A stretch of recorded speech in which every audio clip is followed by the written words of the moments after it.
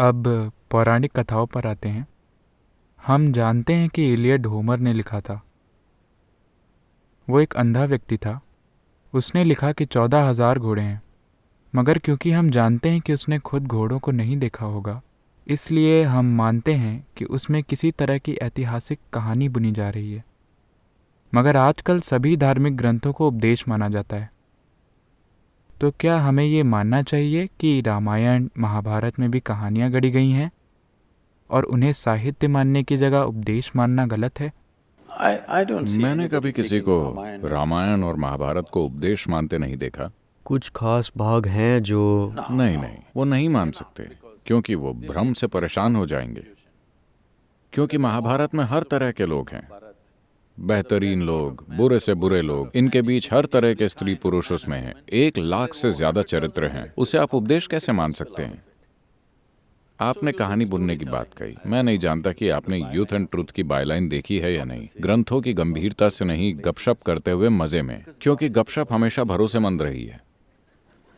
इतिहास में कभी किसी ने ऑफिशियल बातों पर विश्वास नहीं किया। आधिकारिक बातें चाहे जो भी हों, लोगों ने आसपास अपने दोस्तों और रिश्तेदारों से पूछा क्या हुआ। जब 5 लोगों ने 5 चीजें कही तो लोगों ने उस गपशप में से थोड़ी सी सच्चाई निकालने के लिए अपनी बुद्धि का इस्तेमाल किया। मगर लोगों ने हमेशा आधिकारिक बातों से अधिक गपशप पर भरोसा किया है कि नहीं? सिर्फ आज नहीं, हमेशा से। लेकिन ये देखते हुए कि इस गपशप से सत्य इतना बदल सकता है कि वो हमेशा के लिए खो जाए, तो क्या आपको लगता है कि ये चिंताजनक है? देखिए, पहले तो आप पूछ रहे हैं कि क्या वो वास्तव में हुआ, ठीक? नहीं, हम कह रहे हैं कि आपने जो तर्क दिया है, ये वही तर्क है जो आजकल आमतौर पर यह कहने के लिए इस्तेमाल किया जाता है कि जो इमारतें मुगलों ने बनाई थीं, ये वास्तव में मुगल इमारतें हैं ही नहीं।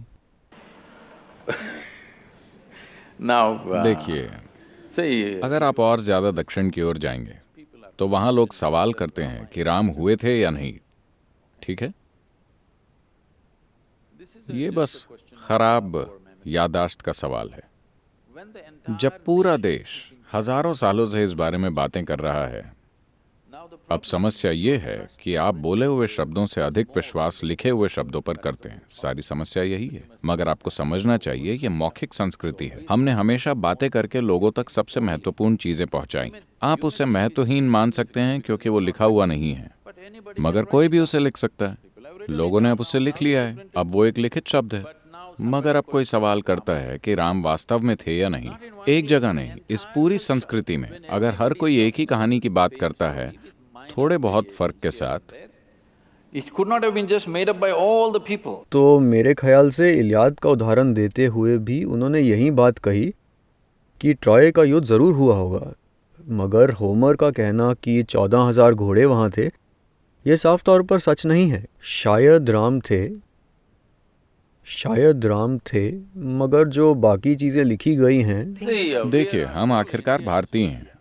हमने शून्य का आविष्कार किया। हमारे पास शून्य का इस्तेमाल करने की खास आज़ादी है। हम उसकी छूट ले रहे हैं। देखिए, 6-7 हजार साल पहले 100,000 लोग लड़े या 10,000 लोग लड़े, इससे कोई फर्क नहीं पड़ता। इस देश में कहानियों को जिस तरह कहा जाता है, उसमें तथ्य नहीं बल्कि सत्य महत्वपूर्ण होता है। आप एक खास सत्य बाहर लाने की कोशिश करते हैं। उसका तथ्य कि 100,000 लोग लड़े या 10,000 लोग, इससे क्या फर्क पड़ता है? आपको आज उस युद्ध को नहीं संभालना है, वो खत्म हो चुका है। तो महत्वपूर्ण चीज ये है कि मैं उससे क्या सीख सकता हूँ, ठीक है? अगर ये एक प्रश्न चिन्ह है तो हम उसके बारे में आगे बात कर सकते हैं। मेरे ख्याल से यही बात उन्होंने भी कही कि जब आप धार्मिक ग्रंथों को देखते हैं, जैसे आप किसी देखिए, उन्हें धार्मिक ग्रंथ मत कहिए, ये देश का इतिहास है। तो मान लीजिए कि आप किसी और साहित्यिक ग्रंथ को देखते हैं, तो आप उससे कुछ सीखते हैं। साहित्य अलग चीज है, इतिहास अलग है। साहित्य काल्पनिक हो सकता है।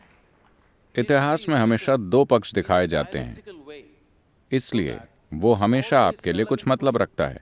मैं कहता हूँ 6,000 साल पहले कोई आदमी था या नहीं, मुझे क्या समस्या है, जब तक कि आज मेरे जीवन में उसका कोई योगदान ना हो, है ना? लेकिन अगर इतिहास लिखा गया है और इतिहास का वर्णन स्पष्ट नहीं है।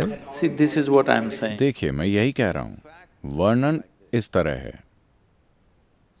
मान लीजिए 6000 साल पहले राम की एक पत्नी थी जिसका नाम सीता नहीं था, तो मुझे क्या समस्या होगी?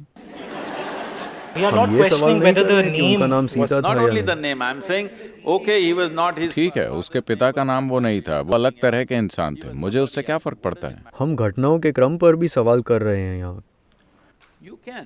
कि वे कैसे हुए थे। Sequence of events also you can question, but what? कौन सी घटना कब हुई, इस पर भी आप सवाल कर सकते हैं, मगर मैं ये पूछ रहा हूँ कि 6000 साल पुराने नाटक में अगर थोड़ी हेरफेर हो गई है तो ये आपकी समस्या नहीं है। समस्या सिर्फ ये है कि क्या हमारे लिए उसमें कुछ है। बात बस यही है। तो सवाल है कि इस देश में हम राम की पूजा क्यों करते हैं? वो कोई बहुत सफल व्यक्ति नहीं थे।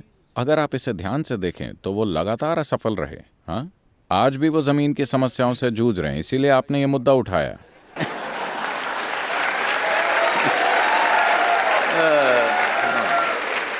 मगर ये आज की ही बात नहीं है, सिर्फ आज की बात नहीं है। अपने जीवन की शुरुआत से ही वो लगातार मुसीबत और मुसीबत और मुसीबत में रहे। देखिए, राजा बनना उनका अधिकार था। 17 या 18 साल की उम्र में उनका राज्याभिषेक हो गया। उन्होंने एक राजकुमारी से विवाह किया और 1-2 साल के अंदर ही उन्हें जंगल भेज दिया गया। वो जंगल में पिकनिक मनाने नहीं गए थे, जैसा कि कुछ टेलीविजन धारावाहिक दिखा रहे हैं कि राम सीता वो सब कर रहे हैं। नहीं, ये उन्हें राज्य से, सत्ता से और हर चीज से बाहर फेंकने जैसा था। इन सबसे ही कोई व्यक्ति टूट सकता था, मगर वो वहीं बस गए। मगर राम एक शंकालु व्यक्ति भी थे। जब सीता उनके पास वापस आई तो पहले उन्हें अग्नि परीक्षा देनी पड़ी। पहले वो आग से गुजरी। We will come there, don't jump. First let's kidnap her, हम no? उस पर आएंगे, कूद कर वहां मत पहुंचिए, पहले उनका हरण तो कर ले। Now you're changing the... देखिए, अब आप चीजों का क्रम बदल रहे हैं। पहले उनका अपहरण करते हैं, ठीक है? First let's kidnap her, all right? Now, अब ये श्रीलंकाई लोग आकर उनकी पत्नी का अपहरण करके चले जाते हैं। आखिरकार वो एक राजा हैं। अगर कोई उनकी पत्नी को चुराकर 3000 किलोमीटर दक्षिण की ओर ले जाता है, ये पता लगाने के लिए कोई जीपीएस भी नहीं है कि श्रीलंका है कहाँ, ठीक है? उस समय में एक राजा होने के कारण वो इसका कोई स्थानीय समाधान खोज सकते थे। उनसे शादी करने के लिए बहुत सी स्त्रियां तैयार हो जाती हैं। वो एक राजा हैं, मगर वो उनकी खोज में जाते हैं, भारी भरकम सेना के साथ नहीं, बस वो और उनका भाई, आम लोगों की तरह। अगर एक व्यक्ति ये जाने बिना कि उसकी पत्नी कहाँ है, वो जीवित भी है या नहीं, या उसके साथ क्या हुआ है, अगर वो 3000 किलोमीटर दक्षिण तक चल कर जाता है, तो इसका मतलब है कि वो उनके लिए बहुत मायने रखती है। otherwise why would a man walk that distance? वो वहां जाते He हैं, goes there, एक तमिल सेना बनाते हैं, ये मत भूलिए। and then फिर युद्ध होता है, there is a fight. वो सैकड़ों लोगों को मार देते हैं और एक सुंदर शहर को जला देते हैं, अपनी पत्नी को वापस लाते हैं और रहने लगते हैं।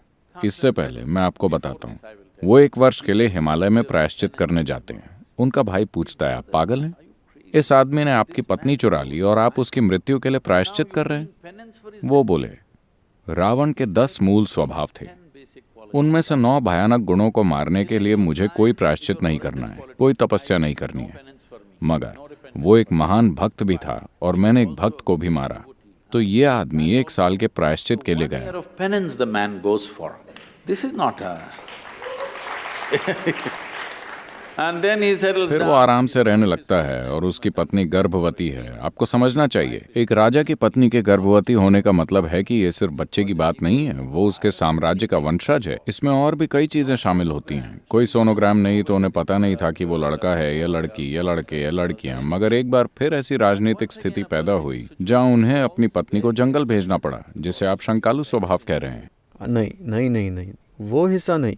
तो हम पहली बात से भी शुरू कर सकते हैं, जिसमें सीता को बचाने के बाद सीता को अग्नि परीक्षा से गुजरना पड़ता है, वो साबित करने के लिए कि वो शुद्ध हैं, For whom? ताकि दूसरे लोग स्वीकार कर पाएं। क्योंकि राम को इससे बहुत फर्क पड़ता था कि लोग उन्हें कैसे देख रहे हैं। जब राम वापस आए तो उनके राज्य के किसी धोबी ने कहा, मैं राम की तरह नहीं हूँ जो ऐसी स्त्री को अपने घर में रखूंगा जिसकी कोख में शायद किसी और का ही बच्चा हो सकता है। इस वजह से राम ने सीता को फिर जंगल में भेज दिया।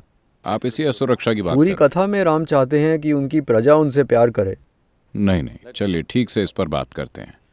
आज हमारे देश में बहुत तरह की चीजें हैं। मैं आपसे पूछता हूँ, क्या आप इस देश के लिए ऐसा नेता चाहते हैं जो इस देश के लोगों को अपने परिवार और निजी प्रेम से ऊपर रखे? मैं आपसे पूछ रहा हूँ। या आप एक धृतराष्ट्र चाहते हैं, किसी भी कीमत पर मेरा ही बेटा? आप एक ऐसा व्यक्ति चाहते हैं जो इस देश के नागरिकों को अपने परिवार से ऊपर रखता है। ये उनके लिए सिर्फ एक स्त्री नहीं थी, उन्होंने जाकर उसके लिए युद्ध लड़ा, 3000 किलोमीटर चल के गए। ये बस एक स्त्री नहीं थी, वो सीता के लिए जी रहे थे, मगर फिर भी उन्होंने गर्भावस्था की स्थिति में उसे जंगल वापस भेज दिया, अच्छी तरह ये जानते हुए कि ये उनके राज्य का भविष्य हो सकता है। देखिए, ये सिर्फ एक धोबी की बात नहीं है, यही आपकी गलती है। आप इन चीजों को शाब्दिक अर्थ में ले रहे हैं। एक धोबी ने कहा, यहां कहने का मतलब है कि आम लोग ऐसी बातें कर रहे थे। आम लोगों का राजा पर से विश्वास उठ गया है कि वो कहीं से कोई स्त्री ले आए और हमारी रानी बना दिया, क्योंकि रानी को राज्य की माता के रूप में देखा जाता है। हम ऐसी स्त्री को माता के रूप में नहीं देखना चाहते। वो यही कह रहे हैं कि वो किसी जगह जाकर किसी दूसरे आदमी के साथ रह चुकी है। उस समय के लोग यही कह रहे थे। तो अगर राजा कहता, मुझे कोई परवाह नहीं है कि आप क्या सोचते हैं, मैं अपनी पत्नी से प्रेम करता हूं और उसे अपने साथ रखूंगा, तो वो एक अच्छा राजा, अच्छा प्रशासक नहीं होता। तो उन्होंने अपनी प्रजा को उस स्त्री से ऊपर रखा जिसे वो बहुत बहुत ज्यादा प्रेम करते थे, और वो गर्भवती भी थी। ये उनके लिए छोटी बात नहीं थी, उनके लिए पूरी दुनिया थी, मगर फिर भी उन्होंने उसे जंगल भेज दिया। इसे नमन किया जाना चाहिए। This is why we bow down to the man. No? Please say it. No. ठीक है, आगे बढ़ते हैं। No, why? He has something to say, please. तो एक व्यक्ति के रूप में अपनी अलग अलग जिम्मेदारियां होती है। एक राजा के रूप में अलग जिम्मेदारियां होती हैं और एक इंसान के रूप में, परिवार के सदस्य के रूप में अपनी अलग जिम्मेदारियां होती है। आप अपनी पत्नी को फेंक नहीं सकते, उसे जंगल नहीं भेज सकते। ये उसे वस्तु की तरह देखने जैसा है। वे उसे गर्भवती इंसान की तरह नहीं देख रहे जिसे कई चीज़ों की ज़रूरत है। Well, then you are against Gautam Buddha. खैर, फिर आप गौतम बुद्ध के खिलाफ हैं, आप राम के हर किसी के खिलाफ हैं।